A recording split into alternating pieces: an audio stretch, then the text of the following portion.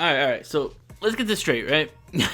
Because I feel like this is like way too big to like not talk about in some way.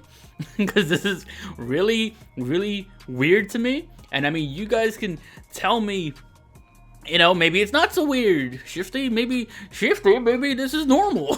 Like, because I have a hard time understanding this. And it's most likely due to the fact that I don't play these games like at all. I mean, there's probably family of mine that has played them, and I think that's probably where it's coming from. But if you haven't heard, Take-Two has officially acquired Zynga. I think that's how you pronounce it, anyways.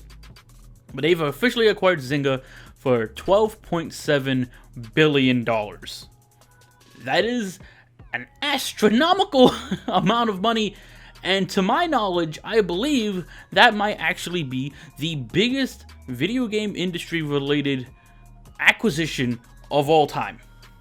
Yes, even bigger than the Microsoft / Bethesda acquisition, which, if you forgot, that cost Microsoft $7.5 billion, which at the time was massive because that meant that games like Doom, Wolfenstein, games like The Elder Scrolls, Fallout, The Evil Within, Dishonored, they were all going to be under the Xbox umbrella or the Microsoft umbrella as a whole. And that was astronomical at the time. At least for me it was, because I'm someone who plays a lot of Bethesda games. That was insane to me.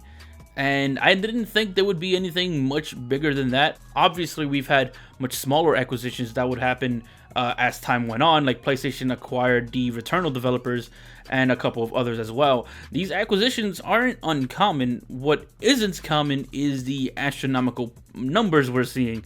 As when it comes to the Microsoft / Bethesda acquisition specifically, I've actually played a large amount of their games, so it was massive to me. When it comes to the PlayStation acquisitions, a lot of people have played Returnal and other games that those studios have developed. It's not, unheard of. Zynga as a studio isn't unheard of, but it isn't very common to be seen playing their games if you're someone in the more, hardcore crowd. It's very likely, like, if you know someone who plays a Zynga game, it's like your mom. Or like someone who's much older. Because, looking them up, you really only see, like, Farmville and games like that, games that you would play on mobile devices, or maybe games that you would see back on, like, when like Facebook had like games and that sort of thing. Like, nothing that hardcore, I guess, players like you and I would play. I believe they might have had some connection with, like, I think they made like a Star Wars game at some point for mobile devices.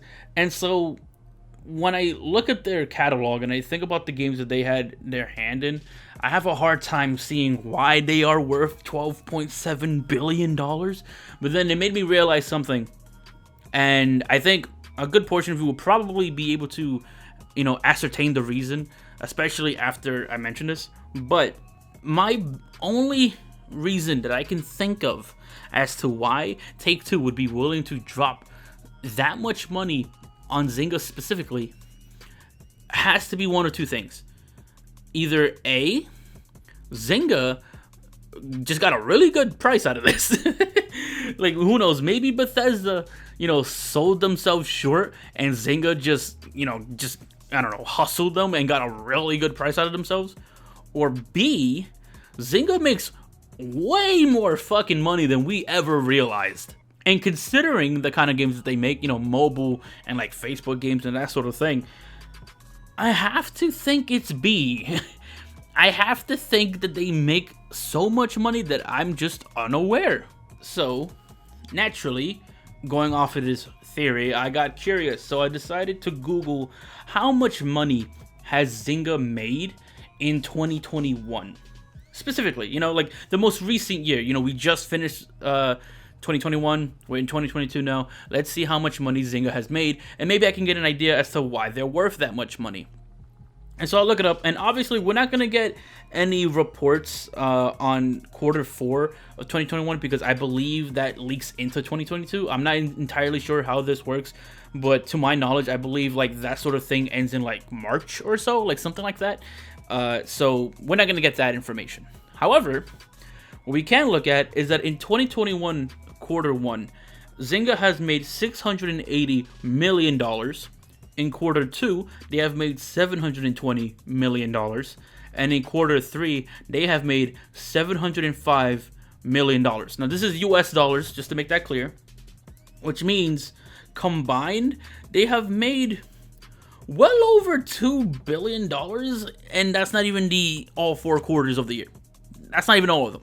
Which tells me that, okay, well, I'm not an expert in financials of these corporations and whatnot, so I'm not gonna sit here and say that that is worth the money or whatnot. But if in less than a year they can pull in $2 billion and Take-Two is willing to put in $12.7 billion, that means that this seems like a long-term investment, like something that will rake them in the cash, implying that they, consistently are able to hit those kind of numbers year over year.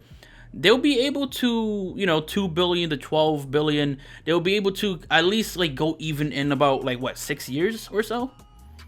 Like I believe that's the numbers, like about 6 years. Obviously, I don't believe any company is going to be that consistent with the numbers. Like I don't think they're going to hit the exact same money made per year, every time. And again, I don't even know if that's how it works with companies. There's probably other things in the background that happens where you don't really get all that money, or vice versa. Like I'm not entirely sure. I'm sure some kind of financial analyst can comment down below and let us know like how exactly this sort of thing really plays out. But implying that's how it works, it seems like they will make their money back in 6 years, and then past that point, they'll officially be profiting off of this. If that's the case, then yeah, I guess this is just it's a big acquisition. It's gaming's biggest acquisition, and I don't know if we'll see anything where Take-Two puts their IPs into Zynga. If that happens, then I guess you can be prepared to see Grand Theft Auto Zynga edition. Like I'm not entirely sure what that would entail. Maybe more mobile friendly games that use the Midnight Club aesthetic or something, or the GTA aesthetic, or whatever other IPs that they have under their belt. I guess, yeah, I don't know. This is a weird one. This is weird, but it's interesting to say the least. But yeah, that's kind of all I have for you guys. This is a monumental acquisition that almost feels like it doesn't affect me in any way. So I'm not sure how to look at it, but let me know in the comments down below if this affects you in any way. Do you play anything from Zynga at all? If not, then do you care about this acquisition at all? But yeah, let me know in the comments down below, and until then, I'll see you guys in the next one. Shifty, yeah, shifty, wanna be the #1 gamer, come and get me. It'd be dope if you subscribe, could you like the vid, please? Take your time, you don't gotta do it swiftly. Shifty, shifty, wanna be the #1